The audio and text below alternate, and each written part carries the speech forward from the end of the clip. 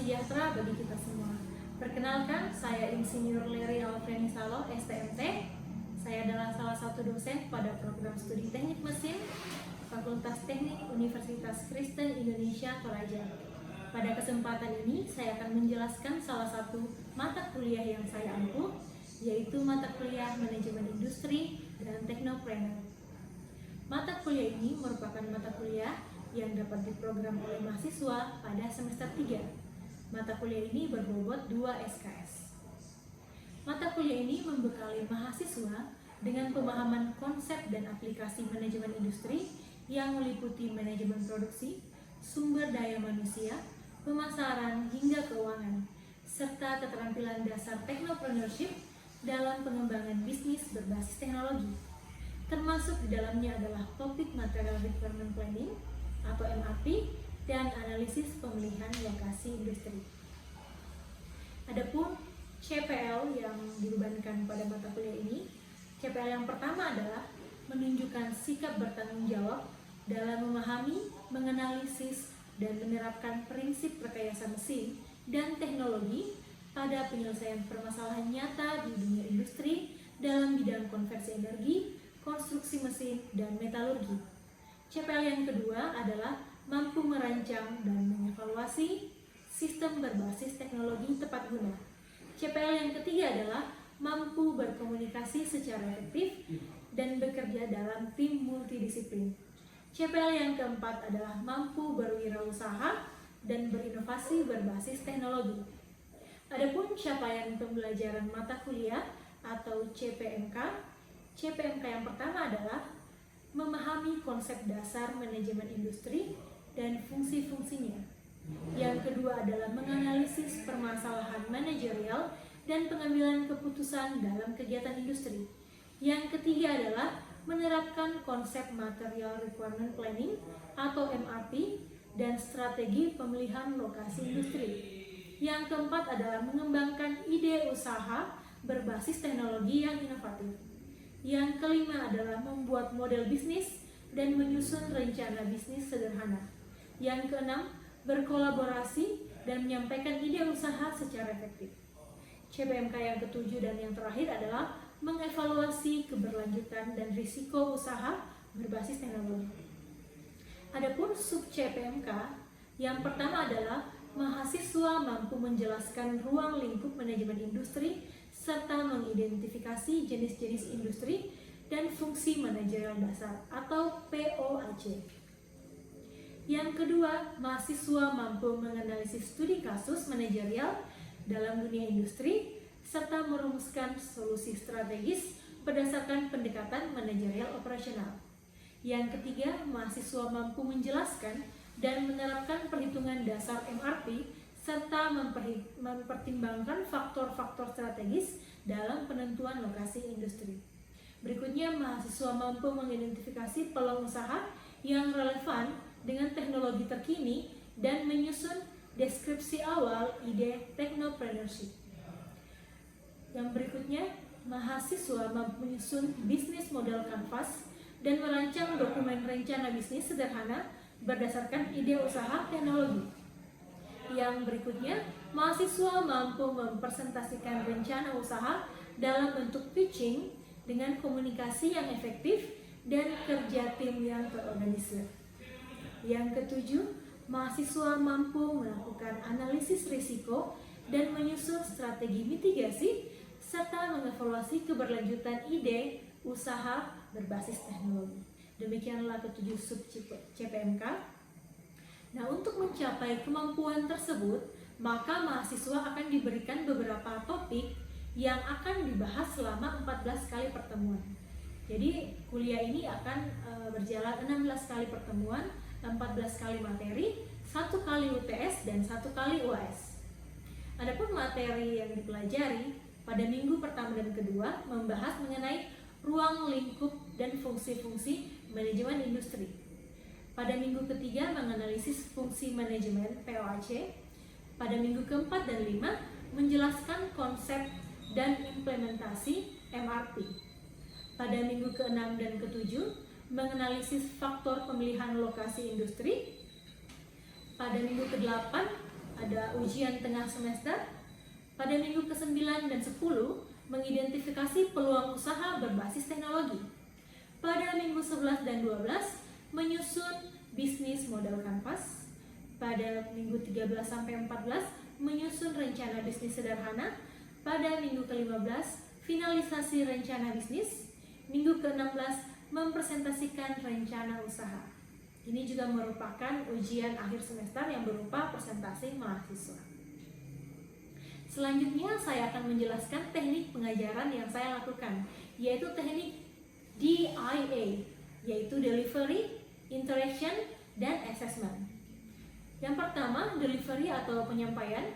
Dalam penyampaian, saya menggunakan beberapa rujukan, yaitu Heiser J. Renderberry yang berjudul Operation and Industrial Management. Yang kedua dari Zimmer dan Thomas yang berjudul Entrepreneurship and Small Business Management and Technology.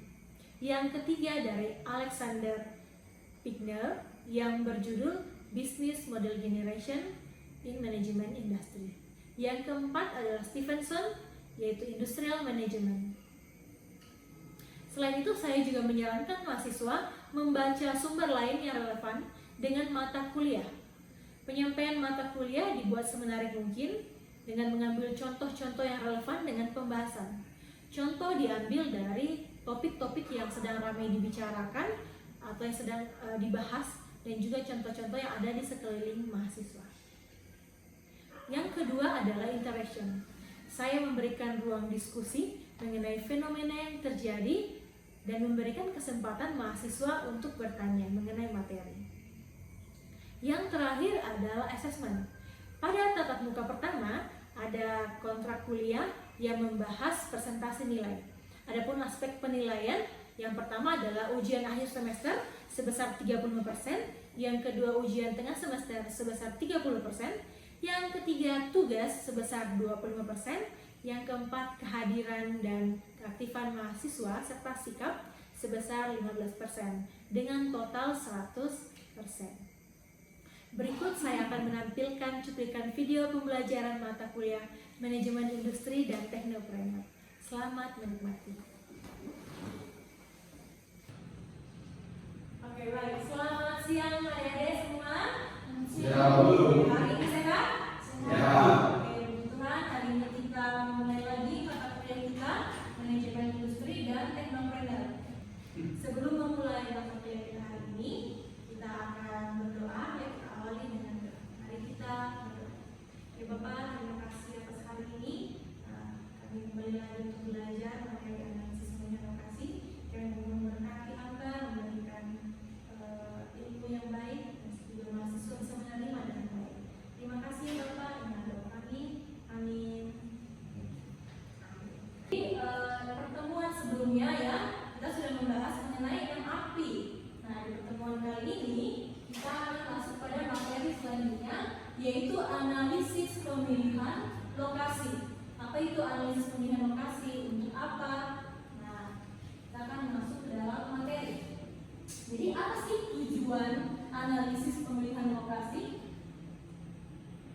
Nah, jadi apabila sebuah perusahaan atau sebuah usaha organisasi ingin membuat cabang atau ingin membuka pabrik baru, maka kita atau perusahaan tersebut akan menganalisis beberapa faktor atau alternatif ya lokasi terbaik yang akan kita pilih. Nah, kenapa? Supaya operasi perusahaan bisa berjalan dengan lancar, efektif dan efisien. Nah, penentuan lokasi harus mempertimbangkan faktor yang mempengaruhi biaya produksi dan distribusi supaya bisa ditekan seminimal mungkin. Nah, dengan demikian juga supaya barang bisa tersedia atau bahan baku bisa tersedia tepat waktu dengan jumlah, kualitas dan harga yang sesuai untuk mendapatkan keuntungannya. Jadi jangan sampai kita membuat perusahaan atau sebuah usaha tapi malah merugi. Jadi intinya di sini adalah supaya kita bisa memperoleh keuntungan. Nah, kemudian faktor apa saja kan yang harus kita analisis atau kita pertimbangkan dalam memilih lokasi? Misalnya kalian nih, cita-citanya Bu, setelah lulus kuliah saya mau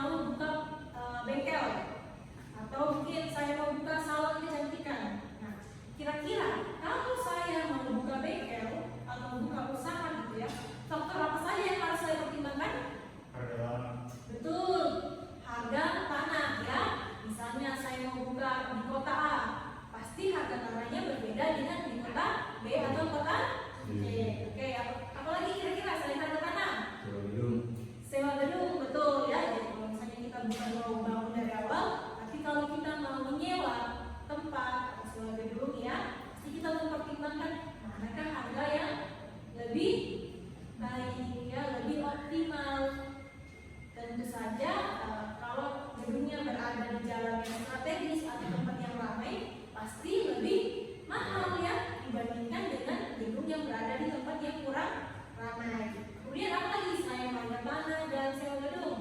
Lokasi strategis, Bu. Betul, lokasi strategis ya. Jangan sampai kita mau bikin bengkel tapi di tempat yang tidak pernah dilewati oleh kendaraan, atau kita mau bikin salon tapi tidak pernah, atau di tempat yang daya beli masyarakatnya kurang ya, orang-orang di situ tidak suka nyalon kan, karena kita di situ ya. Jadi kita harus tahu lokasi yang strategis. Apalagi kira-kira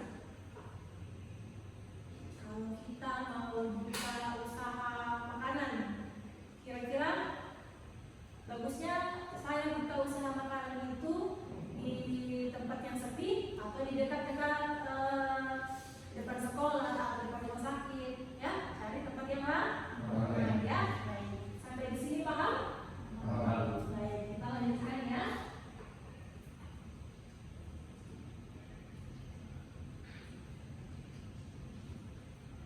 Nah, di sini ada beberapa faktor yang dipertimbangkan. Pertama, letak pasar, dalam artian bahwa kita mau menjual produk kita harus dekat dengan pasar. Karena kalau jauh maka biayanya akan bertambah lagi, ada lagi biaya transportasi. Kemudian letak sumber bahan baku, semakin dekat kita dengan sumber bahan baku maka semakin bagus ya. Kemudian ketersediaan tenaga kerja. Nah, sampai kita buka di lokasi yang di situ semua tinggal orang tua semua, tidak ada lagi anak muda atau tidak ada tenaga kerja yang kompeten untuk bekerja di tempat kita. Kemudian ketersediaan tenaga listrik. Jangan bikin usaha di mana belum masuk listrik di situ ya. Kemudian juga ketersediaan air. Jangan bikin usaha di tempat yang air bersihnya sulit. Lalu fasilitas pengangkutan ini sangat penting ya. Bahan baku mau masuk, produk kita mau keluar, itu tergantung dari fasilitas pengangkutan. Kemudian fasilitas perumahan, pendidikan, perbelanjaan, telekomunikasi, ini semua untuk mendukung usaha dan juga tenaga kerja kita nantinya. Nah, pelayanan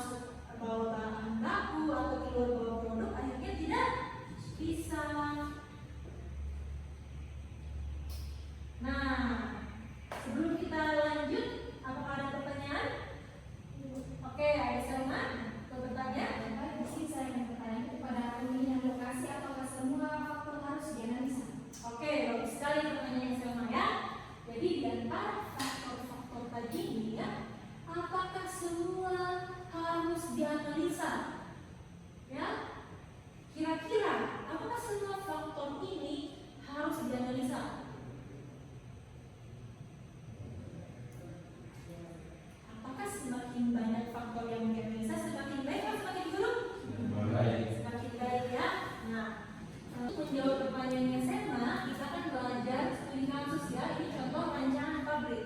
Nah, di sini ada sebuah kasus. Kita melihat berapa faktor yang akan dianalisis. Jadi tadi pertanyaannya Selma adalah apakah semua faktor harus dianalisis? Nah, jawabannya adalah tidak semua faktor harus dianalisis secara mendalam. Tapi faktor-faktor yang relevan dengan jenis usaha kita itu kita usahakan analisis secara mendalam. Contohnya bagaimana Ibu? Misalnya kita punya industri makanan segar ya, maka faktor kedekatan lokasi usaha kita dengan sumber bahan baku itu dapat nilai yang tinggi atau dapat prioritas, karena semakin dekat dengan pasar maka semakin bagus dapat bahan baku yang segar, seperti itu ya.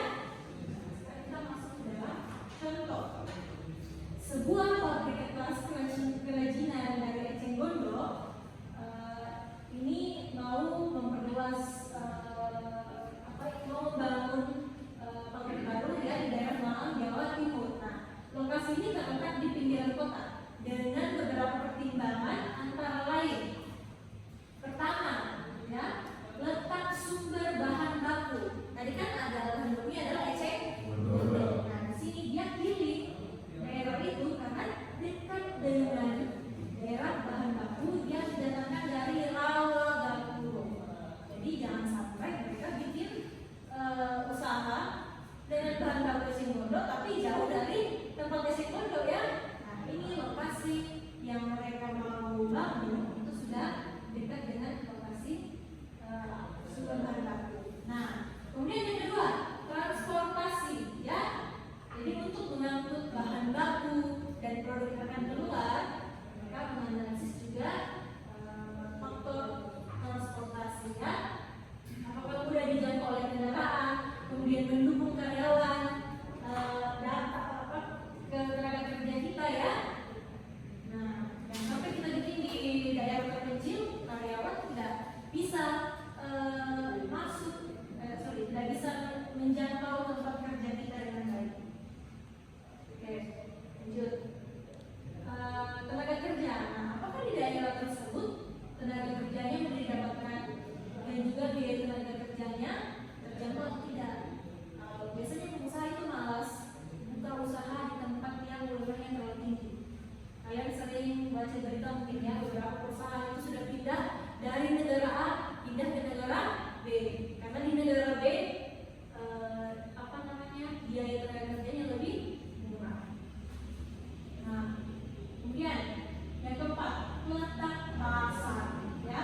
Seperti yang sudah saya jelaskan tadi, semakin dekat dengan pasar semakin bagus. Kemudian rencana masa depan ya. Jadi analisis apakah bisa diperluas di masa depan. Kemudian biaya tanah dulu seperti yang teman-teman yang tadi sampaikan ya. Nah, ada sumber listrik juga. Kemudian, jadi di sini mereka menganalisa 7 ya. Jadi dari banyaknya tadi faktor-faktor, mereka hanya menganalisa 7. Nah, bagaimana Ibu kita tahu itu? Ini kita akan masuk ke dalam metode pembobotan ya. Jadi ini tidak perlu semua faktor kita analisis yang relevan saja dengan jenis usaha. Oke. Sekarang, bagaimana metode dalam pemilihan lokasi? Ada 2 macam ya, analisis perbandingan lokasi dan metode transportasi ya. Nah, analisis lokasi itu, perbandingan lokasi itu ada perbandingan nilai, perbandingan biaya dan analisa ekonomi.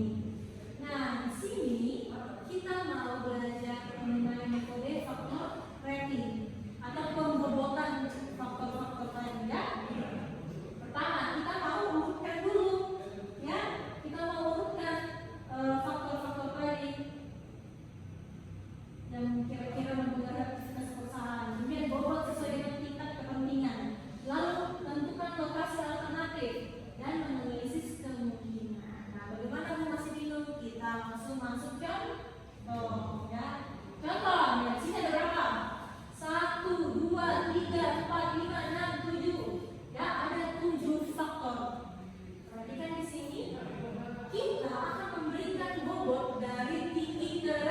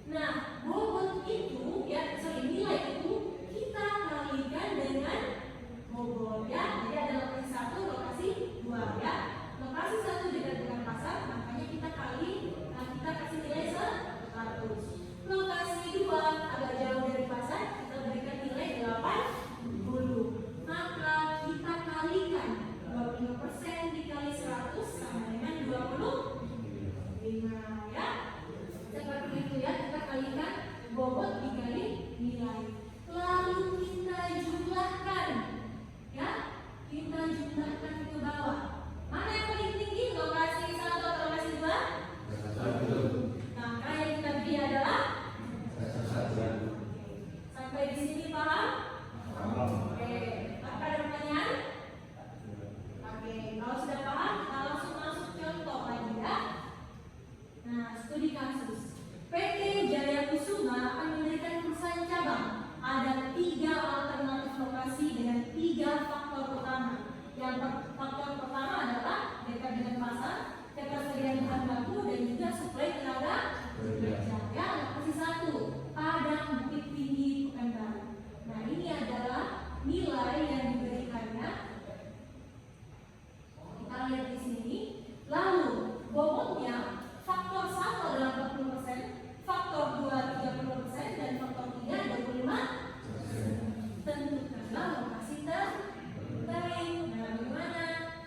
Maka tadi pada sebelumnya kita kalikan ya nilai